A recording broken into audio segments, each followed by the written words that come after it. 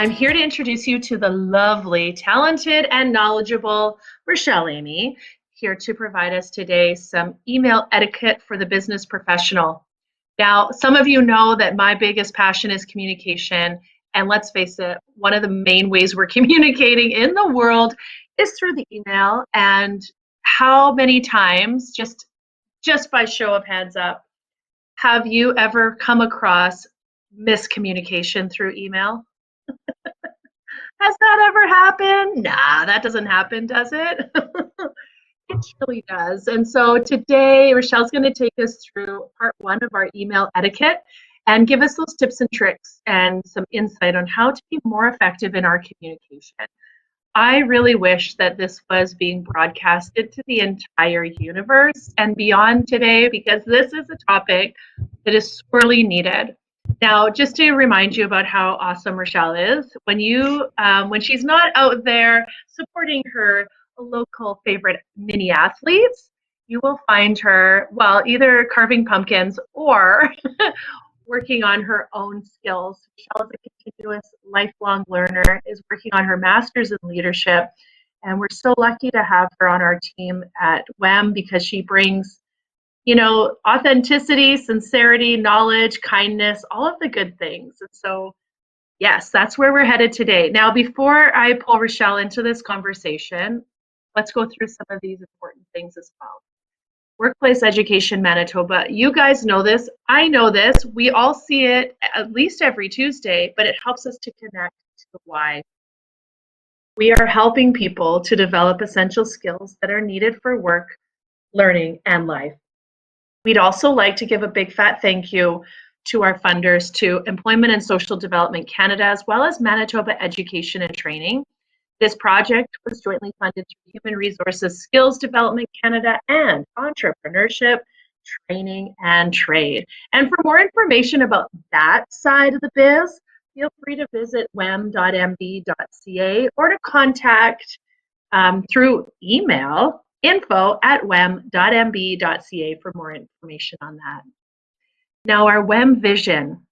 Our vision is that all Manitobans have access to the essential skills, knowledge, and training required to determine and pursue their goals related to learning, the workplace, and life.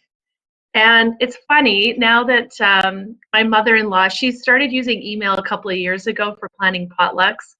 Really funny stuff, right? So she sends out an email and once in a while does the forwards. And I love that it doesn't matter what age or what responsibilities we have or work, that we can all learn and we can all, acquire these skills and become even better, like every day, continuous improvement. Our website in the Interlake here is weminterlake.ca. This is where you're going to find our upcoming sessions, launching in there our whole new training program for the upcoming new year. You'll see that shortly and be able to, click into the ones that you would like to attend and the ones that feel best for you.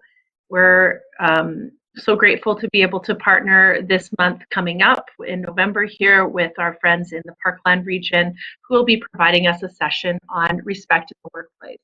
So that's something else that's kind of exciting right now as we expand into the online training and whatnot. We've been doing this for a little while now, but have become I don't know, I guess we're really starting to pull in our other friends and colleagues. So I think that's exciting to hear new voices. Some of you are like, Carrie, for the love of all things, go take a nap or something, right? I do want to remind you of our West centers as well. And maybe in the chat, if you could let us know where you're joining from, so then we can see which center would be closest for you. I'm joining you today from just outside of Selkirk. Yes. Thanks, Rochelle. You too, hey? Well, Nicole, I'm kind of between Selkirk and Beausejour, so I'll give you a high five as well. So our West centers, this is Workplace Essential Skills Training Centers. This is where we're doing a lot of our upskilling. We have a drop-in opportunity in Selkirk on Tuesdays and Thursdays, although currently our Thursdays are being used for computer training. It's so amazing. I've been a part of this computer training for a little bit, And what's fascinating to me is how I'm still learning, right? Even though I've been working with computers forever, even some of those little keyboard tricks, things like that, that can really help bring ease to our work, as well as recognizing sometimes those gaps that we have. More than once, we've had folks come in and say, "Oh, yeah, I know how to use a computer," and then we get into a program, and well, we're going to insert a picture. Well, I don't know how to do that, right? So being aware of our gaps, being aware of our strengths, so that we can really build off of them. Thanks everybody for hopping in the chat there. This is a great way for us to interact during our session today. Rochelle will be asking questions or saying really funny stuff, so then we can cheer her on through those emojis at the top of your screen. There's also a little question box too. If you didn't want to pop it into the chat, you can throw it in there. I will have my eyes on that. And then, of course, the attendee chat, you have an opportunity to message us privately, which some of you know about that. There's also emojis in there too. So just finding those ways to interact and really taking hold of our own accountability for our learning. I think if that's one thing we can all take away from Training Tuesdays, is the importance of taking that personal accountability for our own learning. So just as a note, our West Centre is located throughout the province: Dauphin, Flin Flon, The Pas, Swan River, Thompson, Brandon, Winnipeg, Steinbach, and Selkirk. And as a, COVID red, they are closed right now, but they will be open again, promise, because they were closed and then they opened. So that's how I know, right? So what are the 9 essential skills? Well, some of you are familiar with these, right? We're looking at reading, document use, numeracy, writing, oral communication, working with others, thinking, digital technology, and continuous learning. And you'll notice that we've highlighted number 4 here of writing. This is where we're landing real hard today in our email etiquette. And so I want to bring in Rochelle. You can join our conversation. Rochelle and I are both experiencing some lowness with our bandwidths today. I don't know what. Maybe we should be outside because it's sunny. Maybe that's the universe telling us. So we may or may not have that ability to pop our cameras on. But Rochelle, you can start that way. We can see how cute you look and your nice background. Well, good morning, everyone. I thought I would turn it on just for a moment so you know this is real, this is live. We're really here. We're not just talking voices behind these screens. But as Carrie indicated, I tried this just moments ago, and the interweb just doesn't like me today. So I don't know, too many people in our area on. I'm in my 3rd office space today, trying to find a better internet connection on a different wireless network. And so at this point, I'm not going anywhere else. You'll get us as a slideshow instead of a video today.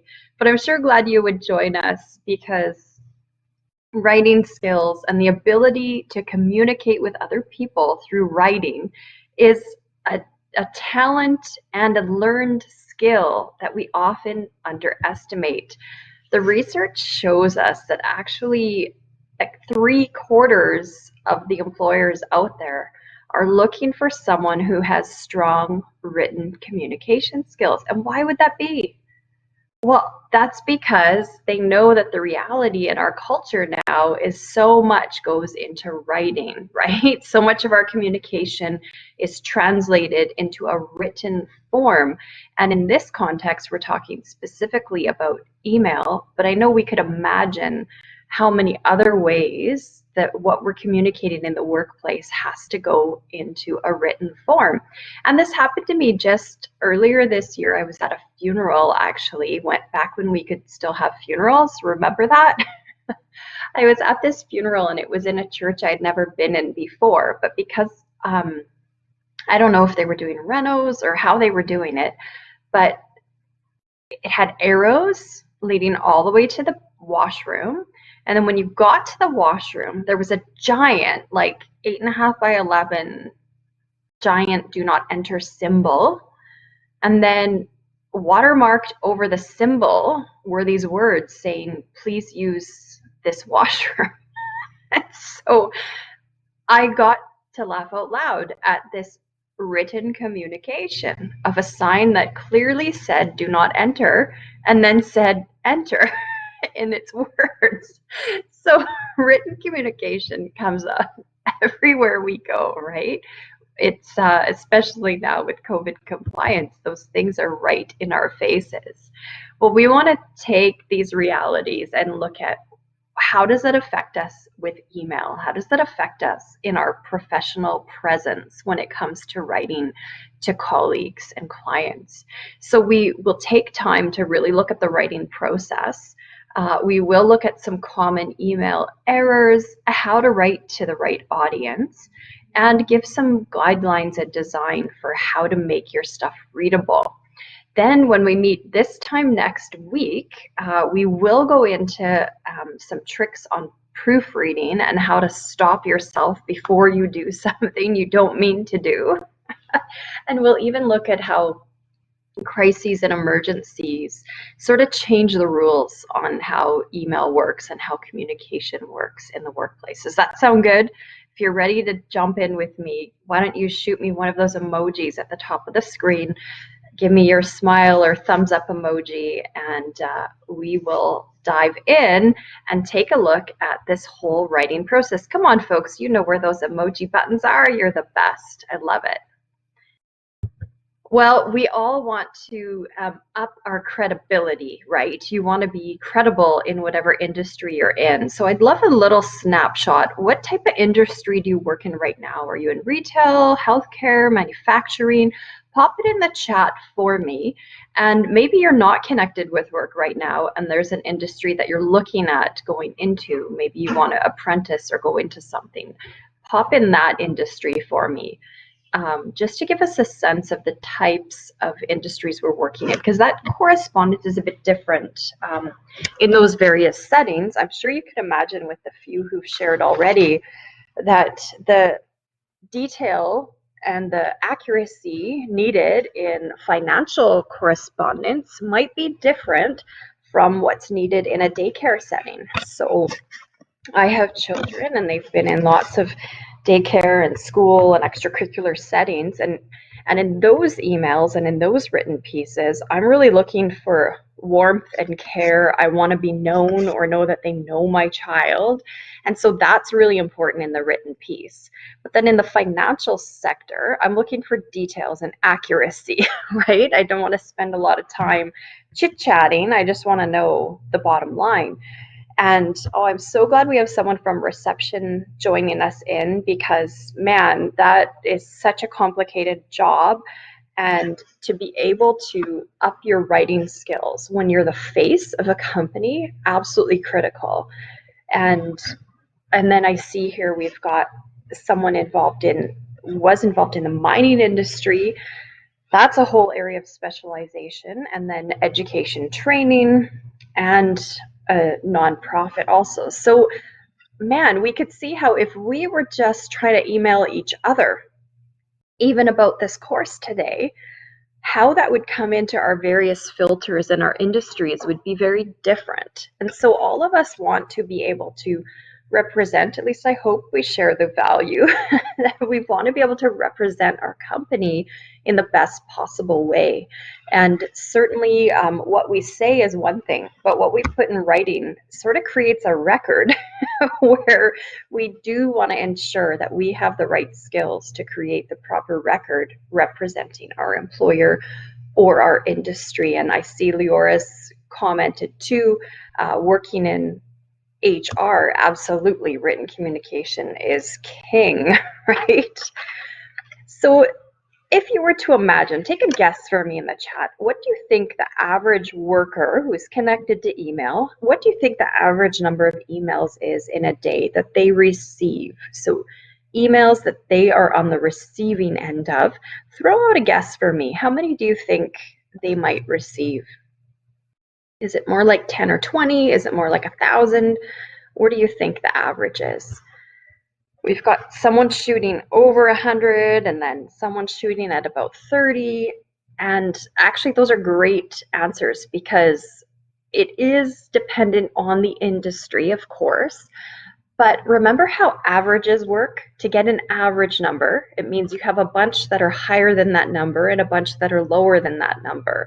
And then the average is sort of right in the middle, right? So get this, the average is 121 emails in a day in your inbox. So that means there's someone out there who gets way more than that that helped bring the average up to 121. So there's people over 200 emails a day that they're trying to sort through. So astounding number of instances where you get to see how people are writing to you, but then when you get the chance to send that email out, that average is a little bit different. And it's said that it's approximately 40 to 50 in a day that you'd be sending outbound emails. Do you think you send about that many? Give me a thumbs up emoji if you think that sounds about right, around 40-ish mark. So we can see that we're sending out that many written messages over and over. So knowing that we can do it well with clarity and with clear distinctives about what our industry is absolutely critical. And I wish for all of you that your supervisors were here today to see you taking this training, and maybe you want to mention it to them, hey, I just took this great training on email etiquette, just to give them that awareness, that you have an awareness that even what you put in writing, you understand is so important. And it's a piece that we want to take with us, because it's the other statistic that DMR has shared is that 62% of business relies on email correspondence to some capacity, whether internally or externally, having customers reach you or you reach them. If 62% of all businesses need that, and we saw earlier that 75% of all employers need you to have strong writing skills, you're pretty much not going to find a job without having these, right? The thing I don't like about email is probably the same thing you don't like, is the interruption factor. And so an important number I want you to just sort of observe, you could jot it down in your workbook. Your workbook was put in the attendee chat, and if you click on that, it'll open in another tab, and you can save it for later or hit print on it, whatever you prefer. And Carrie can pop that in a little lower for us. Beauty, she's so on it. And just a number to sort of keep in your mind and jot in your workbook is that it costs about 20 minutes of interruption time for each email. So, when someone's like, oh, I sent you a quick email, can you just give me a quick answer? Really, it adds up to about 20 minutes. So that piece is key. Who's been on a road trip and you think you're just stopping for gas or the washroom for like 10 minutes, and then you get on the road and then your GPS readjusts and it tells you you're actually 30 minutes behind schedule, and you didn't even stop for 30 minutes, right? It's just compensating for all that lost travel time at highway speed. So this is the same thing as one email costing you basically the equivalent of 20 minutes. It's not that it may take you the 20 minutes to write it. It's that averaging all those email interruptions in a day is just so significant. Sometimes we can feel like this. And what I love about this picture, this guy doesn't even have a computer on his desk and he's overwhelmed. And so when we add email to the mix of all the things we already have to do, oh my gosh, it can be information overload. It can be a lack of collaboration, right? We think we've collaborated because we sent an email, but was that really collaboration, or was that just one-way verbiage? Sometimes the messages get watered down, and honestly, I'm guilty of this. I love adjectives, and so I tend to overwrite sometimes. And so a message can get watered down when someone's at a keyboard. And then there's also the challenge that workers who are non-desk workers can be left out of the loop. And email can also create a false sense of timing and a false sense of a reality of what's actually happened. And I'll share a personal story with you on this one. In one of my jobs, I had like the worst HR thing happened ever, and maybe not ever. Sorry to be so dramatic, but a really, really awkward thing happened, and it was because of email. And basically, my supervisor came to me, asked me why I wasn't doing a new job duty that they'd given me to do.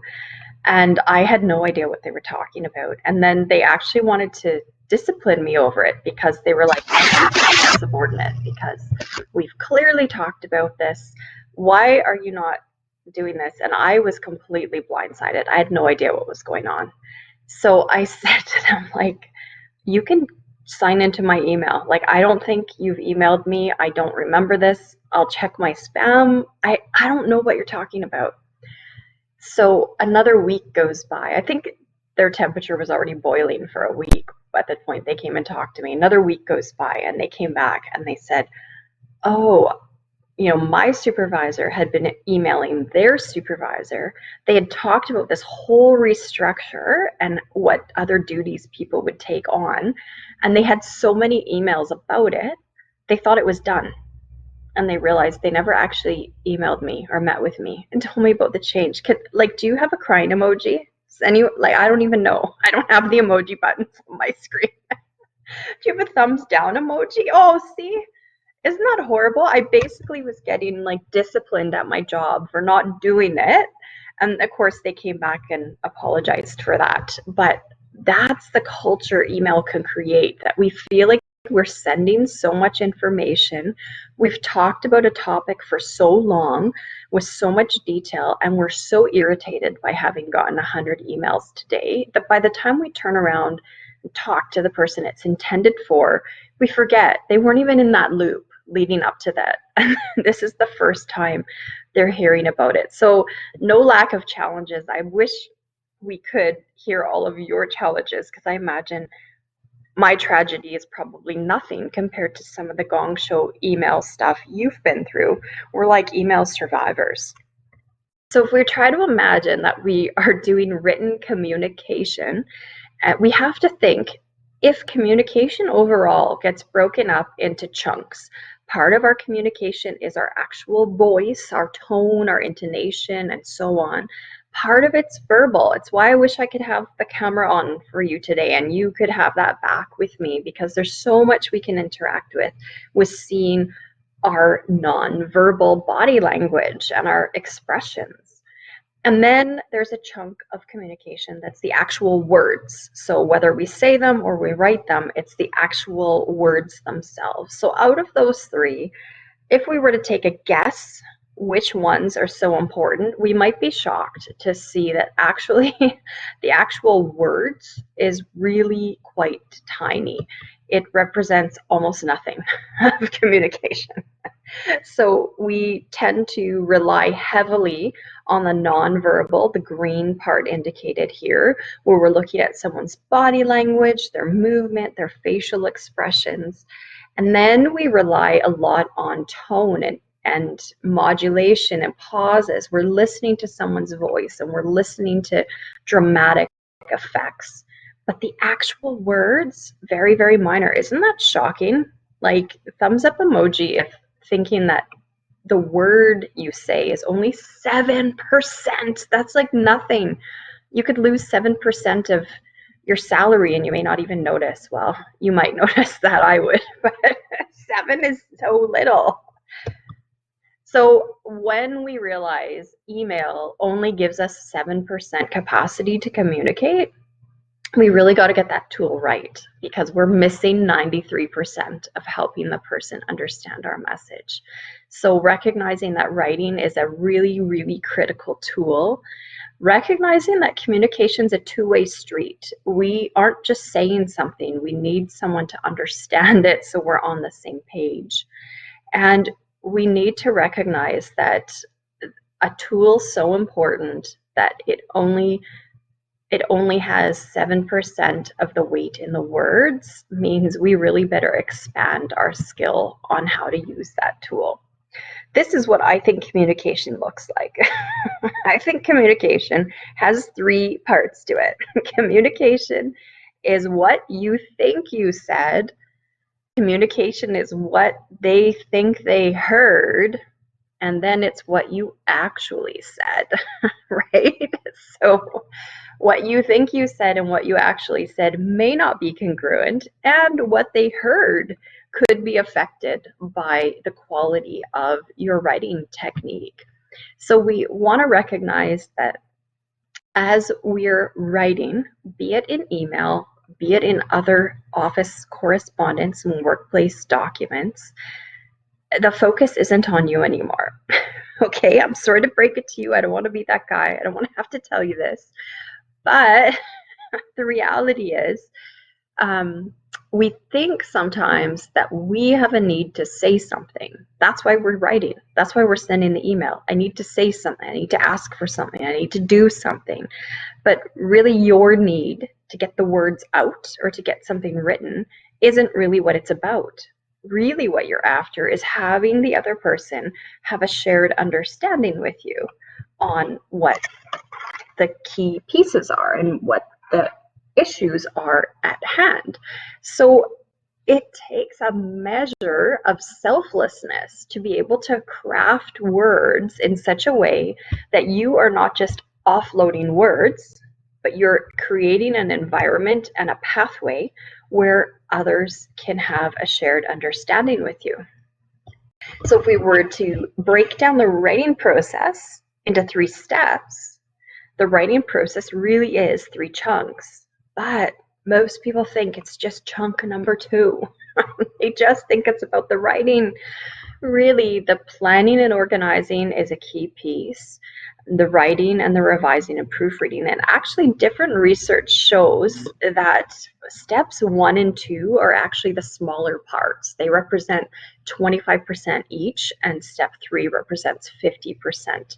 So if you looked at even just how you send an email, do you open up your email program, hit compose, start writing, and hit send? That would look a lot like all step number 2, and that's supposed to be the smallest part of your whole email correspondence. So let's dig into how to solve that, how to get these tools, how to strengthen it, how to learn some of the rules. And you probably have a policy manual at your work. I'm skeptical that your policy manual goes into tons and tons of email rules, because there's this unspoken understanding of professionalism about how we should conduct ourselves with email. And so we want to make sure none of those things stay unsaid, but we actually dig at them and uncover and look at them. So irrelevant email is key. Sometimes we are sending email pieces FYI, for your information only, and we are trying to over information people, when maybe some of those pieces could get handled on a bulletin board or in a monthly newsletter or in a policy manual. So some of the FYIs could maybe be stacked up and compiled in another way instead of just massive amounts of email in our inboxes. The reply all comes up a couple times in our conversation here, but that would be one where we want to make a distinction that replying to all should never be for your information only type of thing. It should be something that's helpful action. So let's suppose that Carrie, who's been helping host this webinar today, let's say she emailed each of us and said, hey guys, letting you know we're going to start at 11:05 instead of 11 today. You might see everybody's email address in that message.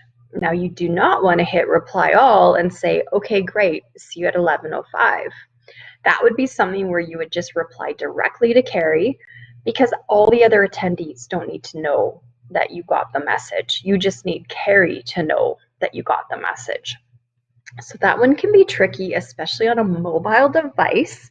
I will not say which company it is, but I did have a brand of cell phone who shall remain nameless, where the email program in it automatically did reply all, and you had to go an extra step to not hit reply all. So that's something to watch for, especially on mobile devices. so you're not spamming everybody. And it really is spam if you're doing the reply all unnecessarily. And then spelling and grammatical errors. This is something that amongst friends we can overlook it, but as professionals, not really. We need to be really mindful of this. And this, again, probably won't be in your employee manual. It probably won't say, please use spelling and grammar tools to ensure that your written correspondence is error-free. It probably won't say that in the average employee manual. However, you'll be judged on this. So are you credible? Are you a candidate for leadership? Can you be a voice of the organization? Can you be trusted on a committee? You're going to be measured by how your spelling is, and that's just the reality. Not responding to email is one thing. Sometimes even when you know you can't respond, you may want to respond with, I will get to this on such and such a date, because just leaving it can create a little bit of a negative culture. Not using the vacation notification. This has gotten easier to use. It used to be a gong show to try to do your out of office. Now it has gotten a lot easier, and I just encourage you to use that, but not overuse that. So if you're going away for an extended period, great. But out of office notifications don't really need to be sent, let's say on the weekend or at a time when someone knows that you're really not going to be there anyway, because that too turns in a little bit to spam, right? And of course, the too much CCing or carbon copying. How about a thumbs up if anybody actually knows what carbon copying is? Like, you remember the paper that was carbon paper. Is there anyone out there who remembers? I remember too. See, I love it. So just imagine it like that. If you're old school enough like me to know what carbon copy paper is, imagine before photocopiers, CCing would mean you would have to rewrite that many times. And remember how the carbon paper used to wear out? Eventually it'd been written on too many times. Oh, so fun to think of these things. But think of that, apply that to how you carbon copy with emails. Imagine that you have to rewrite it over again with carbon copy. Is it important enough that you would rewrite it and waste your precious piece of carbon paper? Think twice before you hit that CC button. Jokes, basically, just don't send them basically ever. So I just have seen too many people get in trouble for jokes because they're sometimes inappropriate, sometimes incredible, and it puts your coworkers in an awkward situation, and it basically proves you're wasting time. So maybe don't send emails around that prove that you're a time waster. Sorry. I hate having to tell the bad news, but save the jokes for in person maybe. Subject lines that don't express the topic. If I have an email pet peeve, it might be this one. And so we're going to talk about that a little bit more later on too. And one of my colleagues at WEM here, she's actually fanatical about one subject per message. And so sometimes she'll even email me 10 times in a day, just so that every email is about a different topic and none of them overlap. And I kind of appreciate that. Keeping it to one topic per message makes it an easy way to find info when you need it. Watch out for your abbreviations and text speak. Nobody's going to tell you this in your company manual, but I know Carrie loves to talk about the overuse of abbreviations. We want to watch for that. And please, you almost never should mark your email high priority. Like, truly, almost never. It's completely the boy who cried wolf story. I hope you know the boy who cried wolf. If not, please Google that and read the story. But using high priority really needs to be reserved for a leadership moment where someone needs to drop everything and attend to that email. So overuse of that will absolutely make your email address, the boy who cried wolf email address, and lack of self-management. So this one's really important to think about at 4 p.m. If you're thinking about firing off an email before you leave for the day, maybe think twice. And as Carrie put in the chat, hello, could it be a phone call? Yes, I'm giving like the raise the roof hand gesture right now. If I had my camera on, you could see. Because some of those emails that turn into 10 back and forths could have been handled in 60 seconds by just picking up the phone. So maybe you need to feel better that you'll fire off a quick email before you leave the office that day, but that's not really self-management. That's not really winning. So again, just thinking about reputation, thinking about your email program and what's expected of you at the office.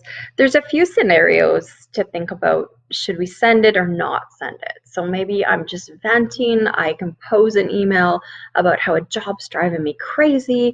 I'm going to quit. I can't stand it anymore. Thumbs up, is this a send it to your bestie at work? Or is this a thumbs down, just don't send that one? Maybe not. That one's just so obvious, it's almost unfair, right? Probably never want to put that in writing.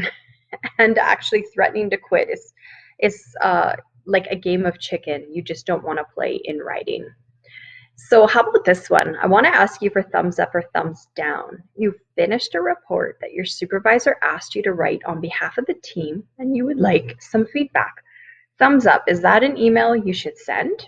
Or thumbs down, is that an email maybe you shouldn't send and should do a different conversation?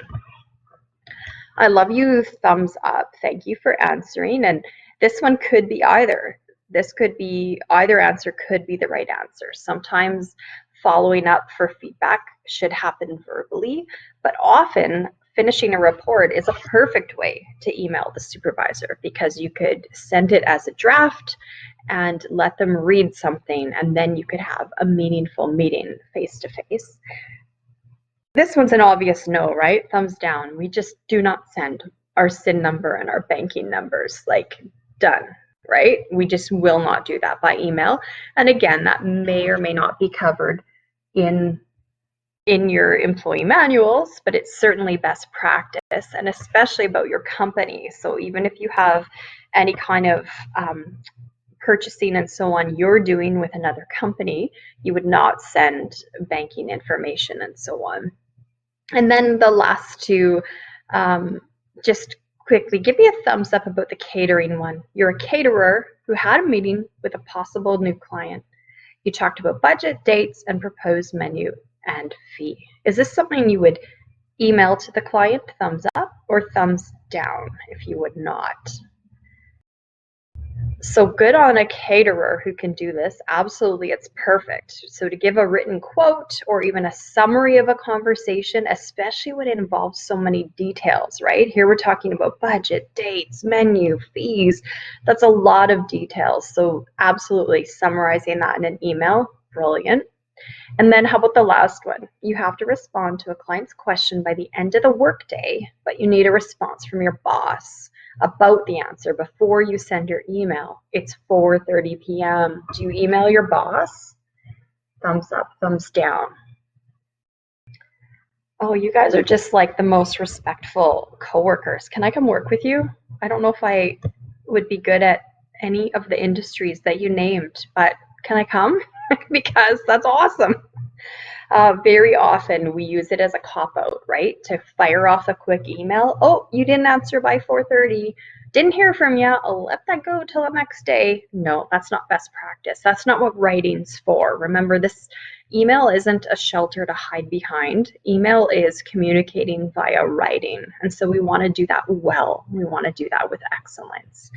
So as we go into that organizing phase, the planning phase, getting ready to send anything in writing, what are some of these questions we want to ask ourselves? Now, these are in your workbook, and you can jot down some thoughts and feelings about them, but really understanding, is it important? If so, how important? And often that will even shape the writing, right? Because if this is a high important issue, we could even say that in our subject line or say that in our opening sentence, where we could say, urgent, budget matter, must be discussed today, right? So importance certainly will help guide how we write. Are you looking for feedback with it? If you are, you may want to request that. If you're not, you may want to request that also and say, please don't answer. My second draft will be coming out tomorrow. Or give them an idea on whether they need to answer you or not. Is what you're sending the type of thing that impacts any kind of permanent records? Well, in a way, every email you send is a permanent record, right? You're putting a written correspondence down with your name attached to it and it's date stamped. So in some senses, everything you send becomes permanent record, but also understanding about a particular situation, whether it's a legal, human resources, a sales dispute, anything like that. How does your email impact the permanent records on that thread or in that department? Is there possibility of misinterpretation? Always. Remember, we don't have our nonverbal. Hey, I didn't even plan that today. We're getting this whole experience where you can't even see me use all my hands gestures and smiles. So we're feeling that today, that even misinterpretation is possible because we are missing that 93% of what communication really is.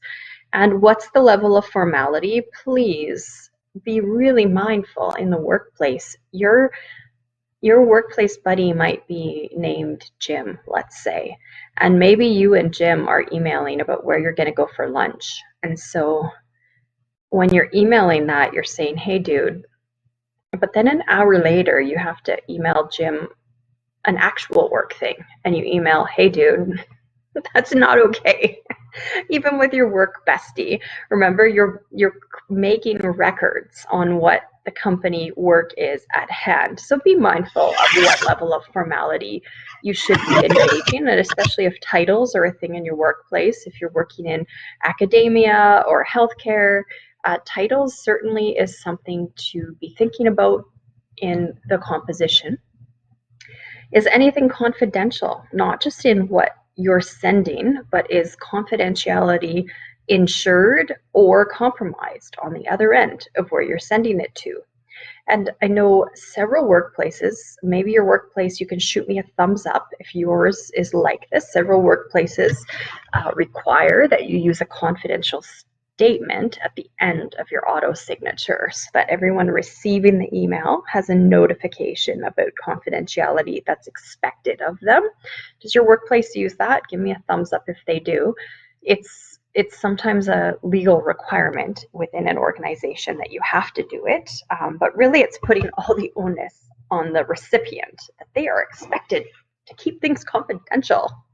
And nowadays, we have no hot clue who's working from where. Is their computer on their kitchen table? Does their family have access to your documents? We don't know. So we want to be mindful of confidentiality and, of course, our workplace policies. So that last one there, that'd be a fun conversation for you to have with a supervisor or someone in HR. Just, are there policies surrounding email use? And are any of those policies unwritten? How do I find those out? What are those? And so when we go in through the writing process, we're recognizing if the person doesn't get it or misunderstood, it's almost not their fault. It's mostly your fault, or it's first your fault, and then second, it's their fault. So recognizing, giving them the information in a careful way so that it keeps them on a path of understanding, that's our responsibility as writers. So this is a great little acronym for you to jot down. Before you speak or before you write, is what you're about to say true? Is it helpful? Is it inspiring? Is it necessary, or is it kind? And maybe take all the floweriness off of these words and think about it in this way. Do you have the facts? Is what you're about to say, is it helping move a project forward? Is it helping bring understanding to the conversation at hand? With the inspiration, are you doing the appropriate call to action? You know, I was working with someone in sales recently, and so they always meet with someone in person to try to make a big, huge, expensive deal, and then they have to follow up in writing. So the writing piece, Is it inspiring? Does it actually call them to action and make the sale happen, or call them to make a decision? Before you fire off the 13 emails or the one that you're fired up about, is it required? Is it necessary? And in the kind part, some people misunderstand that word to mean just like nice and rosy. How about respectful? Actually, were any of you in Carrie's webinar this morning? Give me a thumbs up if you attended the Respectful Workplaces webinar this morning. Okay, so you totally get it. You already understand. We have shared understanding on this topic, that there is an element of kindness, as in understanding who I work with and what reputation I'm upholding, and how to build a respectful relationship so that we feel safe and have mutual respect in the workplace. So that sort of is the concept behind the kind. I hope you grabbed those and jotted those down. Then we want to look at, who are we actually writing to? Who is the audience? Why am I writing this? And what is it I want my reader to do? If you're giving them an email, you're asking them to do something. You're asking them to either expand their understanding, or you're giving them a call to action to do something about what you just sent. So recognize, when you target who it is and why you're writing it, you also want to be clear why it is you're even giving it to them. So again, referring back to our industries, there is different language for different contexts. There's different actions that are appropriate based on levels of confidentiality. So maybe if we're talking about paint samples, we can email back and forth about Pantone colors. But maybe if we're talking about secure data, we don't want to email back and forth about all of those details. So recognizing, who is it I'm actually writing to, and what's the language they speak? Do they need a level of formality to be clear, or do they need a level of informality to be able to receive the message that I'm sending, and being able to customize it to the audience? So having a sense of who they are, how they're going to understand and analyze the information we give, understanding the demographics, because when I'm emailing folks overseas, they have a different understanding than I have about certain concepts. Even words mean different things in different languages. So the interests, the environments, all the things considering where they're at, not where you're at. Remember, it's not about you.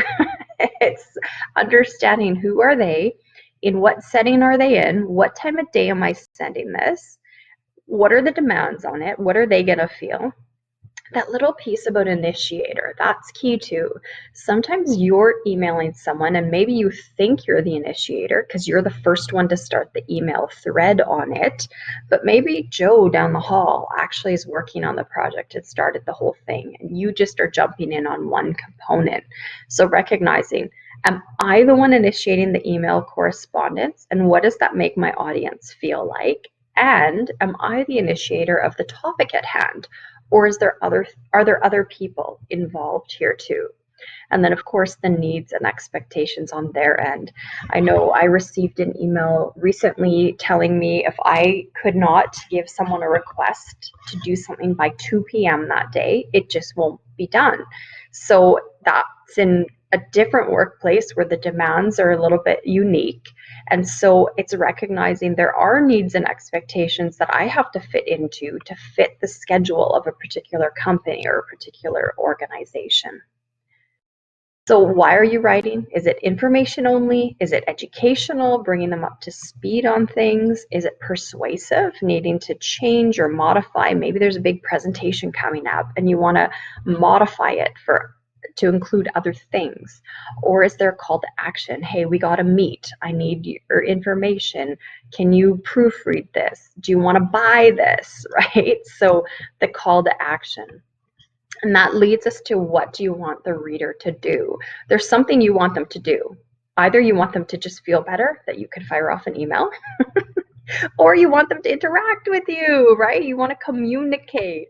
So knowing what it is you're asking them to step into with you.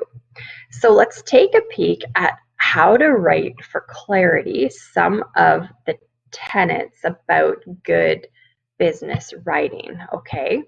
And I see a good question that's come in. Someone sent a question in saying, is it okay to send happy faces at the end of your email?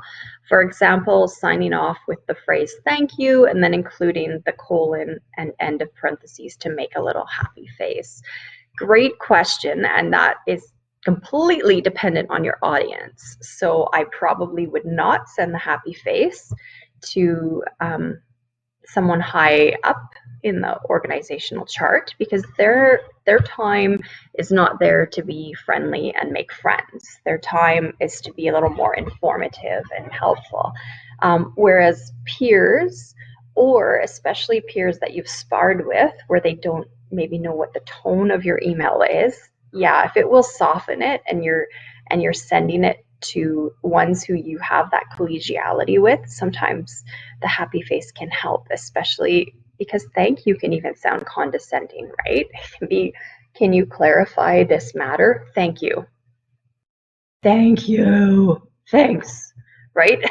We don't know how someone's writing it. So thank you for asking that question, because, oh, no pun intended with saying thank you. Because sometimes that happy face can soften what otherwise could feel quite harsh. So check out this example of an email. I just hate this one. This morning at 6:30 a.m., I woke up out of sleep to hear my alarm go off, but the alarm was turned off by me and I returned to a sleeping state. I think this is someone who gets paid by the word, right? How many words? Because really, I think what they're saying is, my alarm went off at 6:30, but I went back to sleep. And so that could have been said in one short sentence with, I don't know, maybe 10 words. So do you get lost in these kind of emails where this is really tempting when you're trying to sound smart? I'm sorry, we all want to sound smart. And what ends up happening sometimes is we go overcompensating with too many words to try to make something sound really, really intelligent, when really it can water down the message. So what someone actually wants to know is that the meeting is off and it's going to be rescheduled. They don't want to know 1,000 reasons why said in 1,000 words. So for that writing process, the shorter your sentence, the better. Now, not abruptly short, right? We're not trying to offend people, but simple and short. And I'm taking my own advice to not be so wordy, to not have every adjective. And it's a great practice to go back, especially if you have time in between. If you could go back and edit the next day or later that day, with a goal of how many words can I take out of this. It's phenomenal how much shorter you can make it. Now, I was just working with someone who was writing a newspaper article. So I was editing their article for the news, and they had a word cap. They could only use so many words, and they were having a hard time getting down their word count. And so I came in with fresh eyes to look at it, and there were just so many phrases where you could say things like, for example, and so on, and as was the case. And a lot of those things you can just black marker right through them. So particularly in emails, people aren't looking for a journal entry. They're looking for, what is this? How much is it going to cost me? What do you need out of me? Let's get this done. That's most mentalities with email. Jargon, slang, and cliches can be tricky because they actually can be offensive unknowingly. So really want to guard against those. And then finally getting down to, what does this actually mean? Use the plainest language. Remember, keep it simple. That's all I'll say about that. But the keep it simple acronym is kind of key, because you're not simplifying because your reader has a problem understanding. You're simplifying because you're trying to take out all of the excess to ensure that you and the reader are on the same page with that shared understanding. So plain language is so key. A communication is in plain language if the wording, structure, and design are so clear that the intended audience can easily find what they need, understand what they find, and use that information. So start judging your own plain language, because it does have benefits. The byproducts are that you do get the shared understanding, decreasing any kind of workplace drama, misunderstandings, and often those lead to safety issues and financial loss issues. You certainly save time for you and your audience. And then probably one of the motivating things would be that you can broaden your own reach with your credibility and your understanding and your efficiency as a communicator yourself. I feel like plain language is a little bit like the icing on the cake, right? The cake is something has to be said, and you could just give someone that cake. And who really wants a plain cake? But if you put it in plain language and format it plainly, it's like you've iced that beautiful thing in lovely buttercream icing. We're talking about this right before lunch. And so some of the ways you can help make plain words also be plain formatted are by using white space in your writing, using proper headings, bulleted lists, short paragraphs, and sentences. In this case, you can see that when you're working with colleagues, you can often start at the top and say, please see my responses below. And then I don't really love that they highlighted it. I'm more of a bolder myself or a different color font. But then you could reply to each point about a particular project so that your answers stay clear and in the flow of communication. So recognizing I can give very simple answers in a simple way that are short sentences with very few words, so we keep clear. So again, subject line is king. We're going to look in the next session. I have some examples of poor subject lines and how they can be made better. And then understanding your audience is key, knowing what your actual idea is, what's the actual purpose and what needs to happen from this email. And you might find you actually don't send it because the action might be faster if you just go up 10 floors in the elevator, talk to someone, and then return to your desk. Sometimes that's better. Providing any supporting information, and next time we're going to look at tips and tricks on how to not mess up attachments and how to win as proofreaders and revisers, and then fonts and tone also.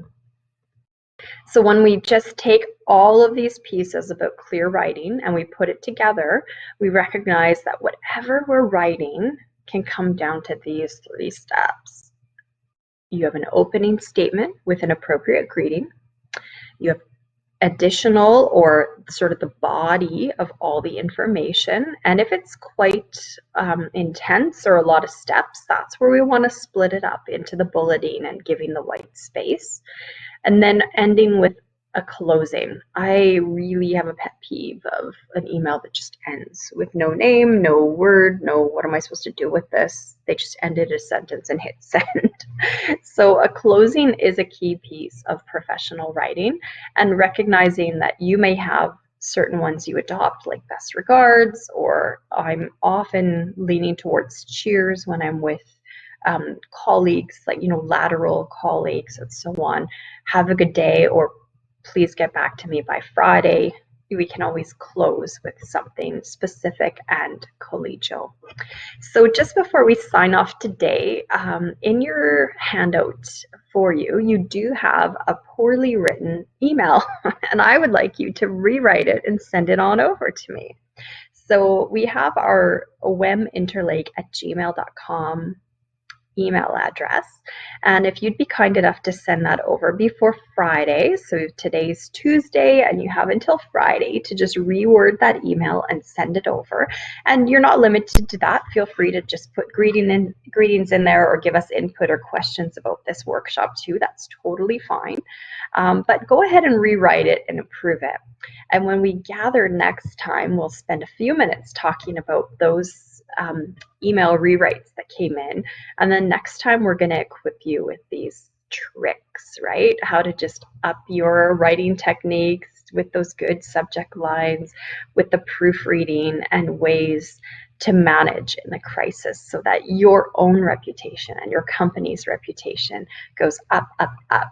And then you have great confidence in what you're doing. So I want to thank you all for joining us today. I will quit talking and I will let Carrie say goodbye, and we will see you next Tuesday. Just want to say a big fat thanks, Rochelle, for this. Some really great reminders, knowing our audience and keeping it simple. And that's what I'll do today.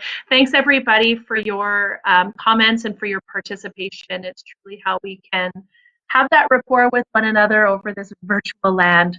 Go forth and be awesome, everybody. Take care.